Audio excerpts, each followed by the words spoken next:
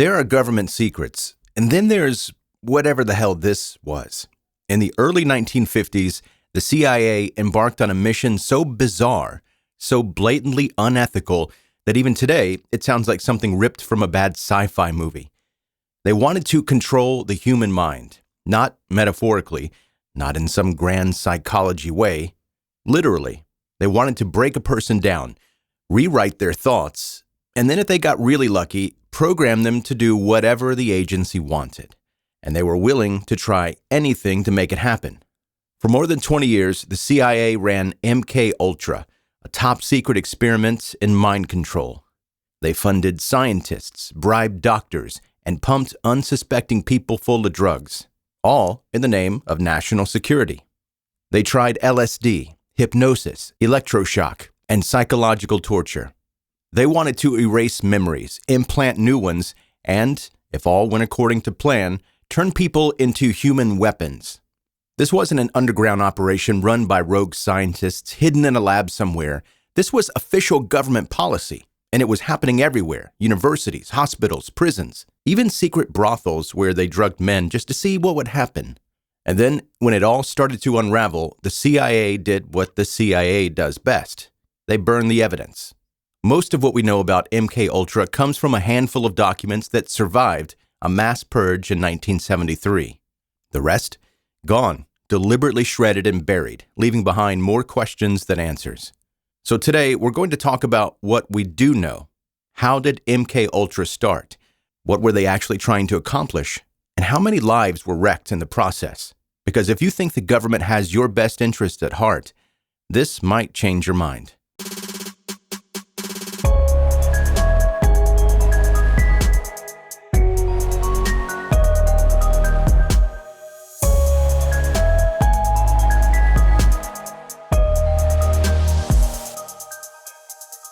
To understand how the U.S. government got to the point of drugging its own citizens in a quest for mind control, you have to go way back to the early days of the Cold War. It was 1950s, and America was in a full-scale panic mode. The Soviet Union had just tested its first atomic bomb. China had fallen to communism. The Korean War was in full swing. The United States was convinced that it wasn't just a battle of firepower. It was a war for control of the human mind. And the fear wasn't entirely unfounded. American prisoners of war were coming back from North Korean prison camps acting different. Some had completely denounced capitalism. Others spoke about communism in ways that made the government uneasy. Officials started to wonder, had they been brainwashed? The media didn't help. The idea of Soviet and Chinese mind control techniques became a national obsession, fueling headlines, Hollywood movies, and Senate hearings. It was full-blown hysteria. And then the CIA had a solution. If mind control was real, America needed to master it first. That's where MKUltra comes in. In 1953, then CIA Director Allen Dulles signed off on Project MKUltra, a covert operation dedicated to manipulating human behavior. The goal was simple: crack the code of mind control before the communists did. But here's where it gets dark. Instead of figuring out how to resist brainwashing, the CIA took things in an entirely different direction. They wanted to learn how to erase memories, plant new ones, and control people like puppets. They were about to go off the deep end trying to make it happen. The man chosen to lead this nightmare? Dr. Sidney Gottlieb, a CIA chemist with a talent for poisons and a complete disregard for medical ethics. If there was a way to manipulate the human brain, Gottlieb was determined to find it. And thanks to Cold War paranoia, he had unlimited funding and zero oversight. MKUltra wasn't just one project, it was a massive, sprawling operation. Instead of keeping the work inside the government labs, the CIA came up with a better idea: outsource the experiments. They funneled money into universities, hospitals, prisons, and psychiatric institutions, using them as testing grounds. Researchers who thought they were working on cutting-edge psychological studies were often unknowingly part of a government-funded human experimentation program. And what exactly was the CIA hoping to achieve? They wanted a truth serum, a drug that would force prisoners to reveal their deepest secrets. They wanted a way to wipe a person's memory, erasing everything they knew and replacing it with new information. They wanted to see if hypnosis and drugs can turn people into programmable assassins, real-life version of the Manchurian Candidate. The agency wasn't looking for therapy techniques. They were looking for total mental domination. To do that, they needed test subjects, and they weren't too picky about where they found them. Prisoners, mental patients, soldiers, college students, anyone who wouldn't be missed if something went wrong. The most infamous method of all, LSD. Gottlieb and his team believed that psychedelic drugs, especially LSD, could be the key to unlocking the human mind. They wanted to see if it could break people down, erase their personalities, or even turn them into obedient puppets.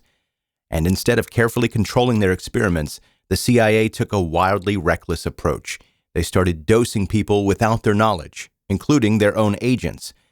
And, as you might expect, that went horribly wrong. If MKUltra had a signature move, it was drugging people without telling them. They thought that LSD might act as a truth serum, breaking down mental barriers and forcing people to reveal secrets. Or maybe it could completely erase a person's identity, turning them into a blank slate ready to be reprogrammed.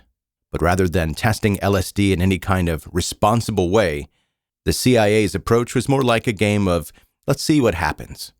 At government offices, CIA agents secretly dosed their coworkers just to observe the results.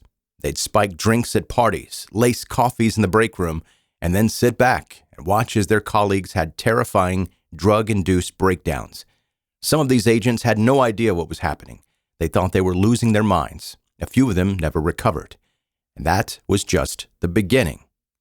The CIA also set up Operation Midnight Climax, which sounds like a bad porn title, but was actually much, much worse.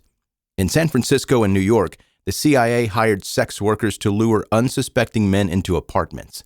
Once inside, the men were secretly dosed with LSD, while CIA operatives watched them from behind one-way mirrors. The goal?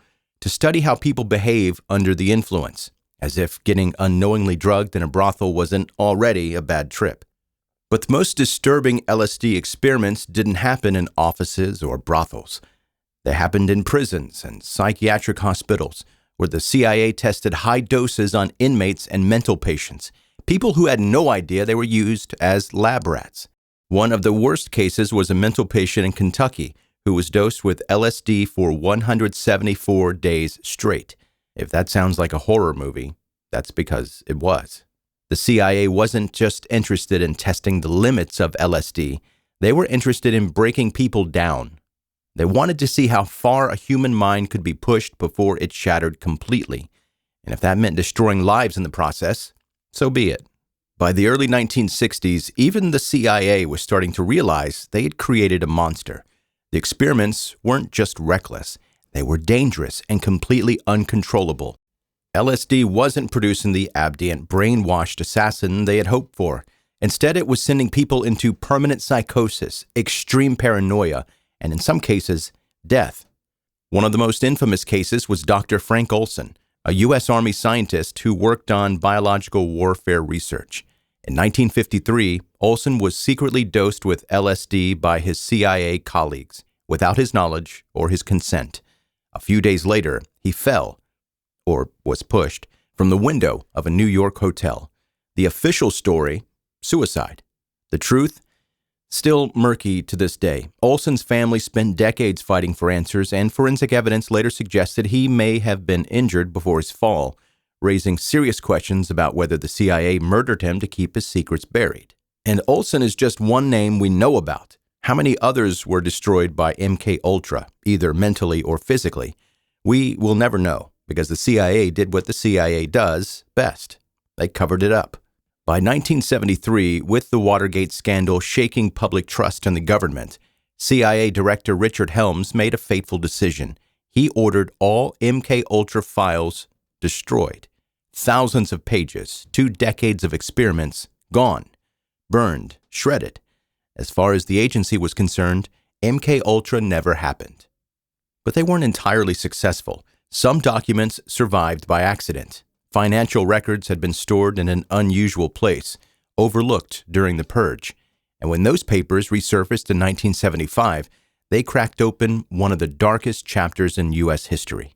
That's when the Senate got involved. That's when MKUltra became public knowledge, and that's when America realized its own government had been experimenting on its citizens in ways that sounded straight out of a horror film. But what if I told you this wasn't the whole story? Because MKUltra didn't just destroy the lives of nameless test subjects. There's a theory that it may have touched one of the most infamous killers in American history. And part 2, we're talking about Charles Manson, mind control, and the lingering mystery of MKUltra. If you thought this was unsettling, just wait.